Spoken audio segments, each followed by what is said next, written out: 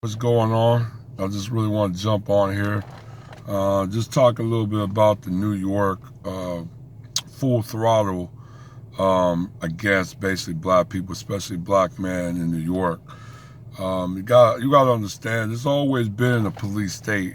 Every state, every city had always been a police state, especially when it's dealing with black people. And the concept of many was going with the pandemic. You have states that used to be almost like a tyranny is becoming is shifting to a Jim Crow concept. You already have a black face from the coronavirus, so it's already gave away to now these new policies and new enforcements of orders that is on the premises of being safety, being safe to actually becoming very racial and very, um, Pacific as in racial. And I think you just gotta be very cautious, and many black people gotta be cautious. You gotta practice your Second Amendment. I know a lot of black people, some don't like guns, and they think guns are evil and such.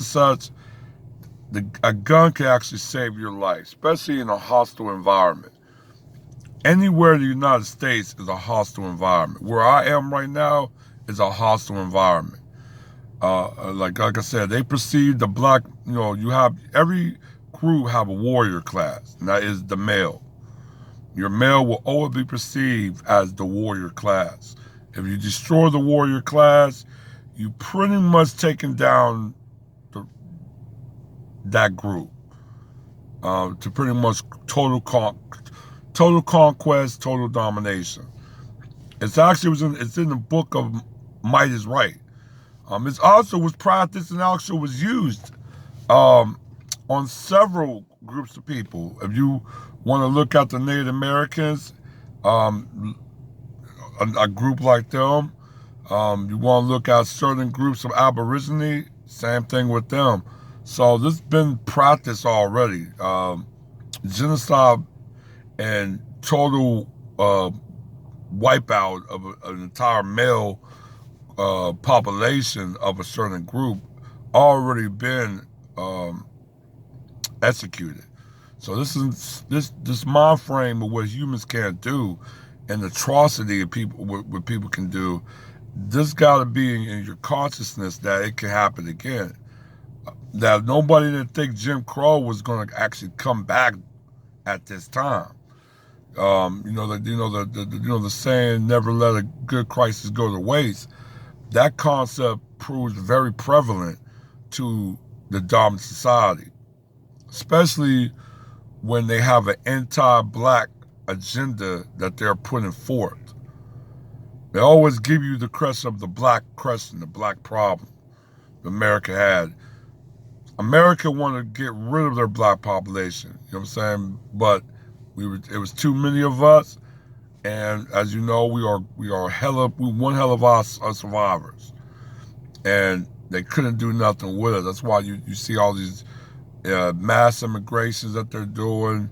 You see these increases, um, Pacific type of racial attacks and murders. So I mean, this is basically they're amping it up.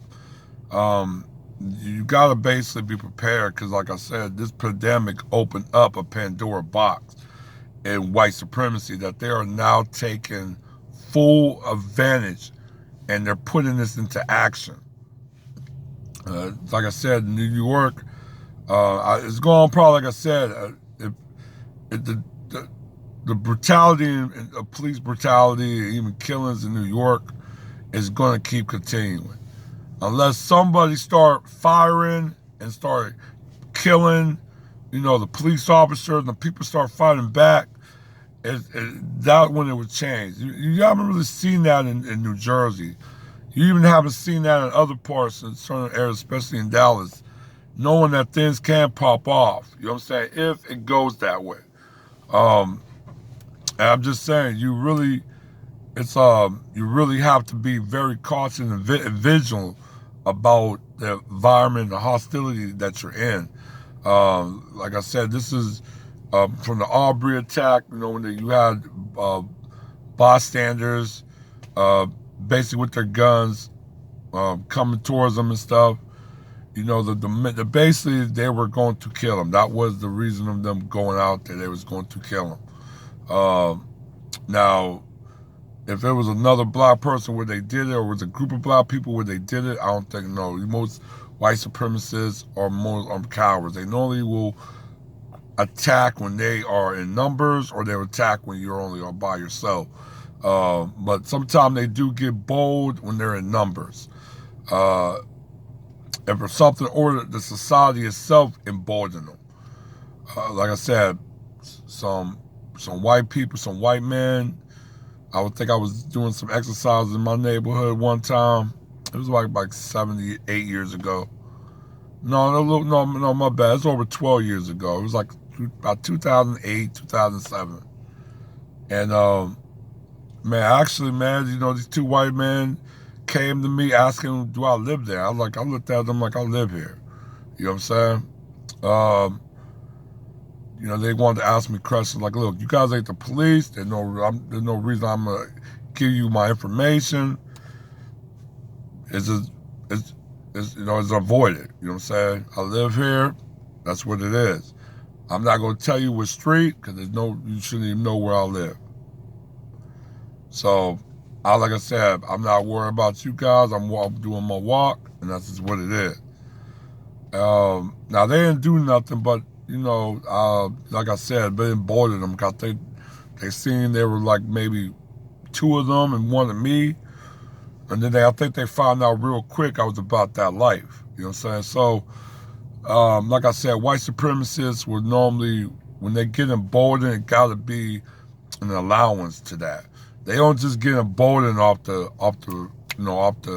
instant rip.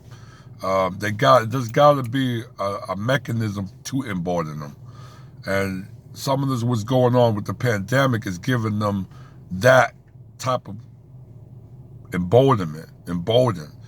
So I'm just like I was saying, man, um, just being with the societies going on, as you know, this is an anti-black society, like in a global stance, is an anti-black society.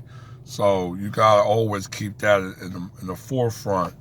That any area that a black person walk in is hostile, and you have to have that mindset. I definitely want to also um, give a little bit of clearance that uh,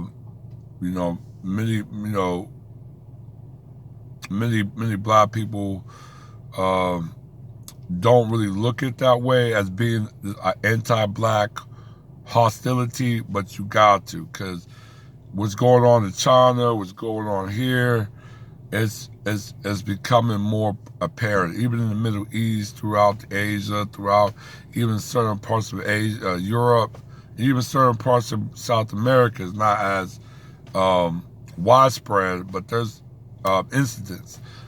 There's everybody have a global anti-black racism agenda. Everybody have what they call the black problem. Don't matter what type of group that you classify yourself in, and that's cool that you got your self identification, but keeping in mind that you wear the uniform, my uniform. So, and that uniform is your skin and also your origin and your source. So you always got to keep that in mind.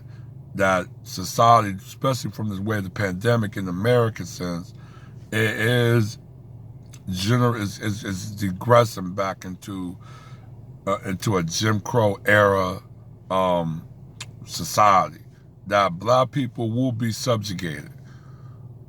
I mean, it's something that black people have to understand and know.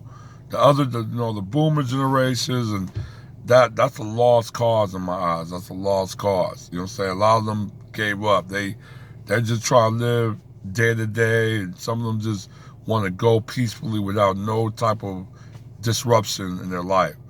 me and you and or anybody that's in the younger generations, this is what we have to deal with. So this is pretty much what this is going to be the new normal. We need to get used to it quick. All right, one.